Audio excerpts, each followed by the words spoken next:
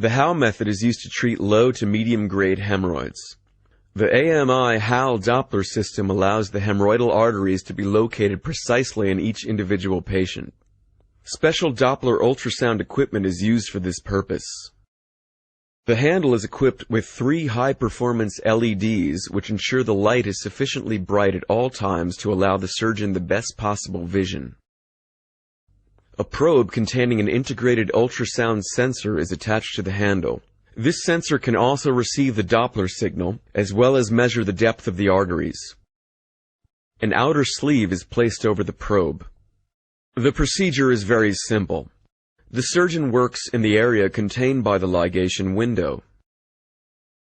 After inserting the Doppler probe all the way into the rectum, the surgeon starts to look for arteries at a depth of 4 to 6 centimeters. Here, careful attention is required.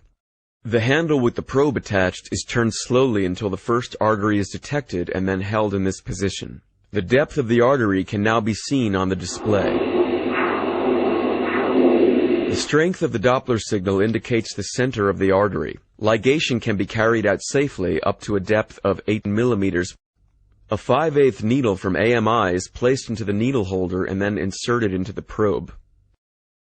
The surgeon then ligates the respective artery through the ligation window into which the mucosa is falling. Due to the rectal blood vessels frequently changing their course, it is vital that the ligature be placed as close as possible to the Doppler ultrasound. If this is not the case, there's a high risk that the artery will be missed. A second stitch usually follows the first. Subsequently, the needle is cut off from the suture, and the 2 suture ends are knotted together. The result is a figure of 8 knot. Now the handle is turned slowly until the next artery is detected and ligated as before. This continues until one complete rotation has been made and all arteries ligated. In most cases, 5 to 7 arteries will be found. However, this can vary considerably from patient to patient and may also depend on the severity of the hemorrhoids. Subsequently, it is advisable to pull the handle back 1 to 1.5 centimeters and to make a second round of ligations on this plane. The result of these ligations is a reduced blood supply to the hemorrhoidal cushions, and hence a far better balance between the inflow and outflow of blood. In time, the hemorrhoidal cushions shrink and the success of the therapy is evident some 6 to 8 weeks after, when they are back to normal.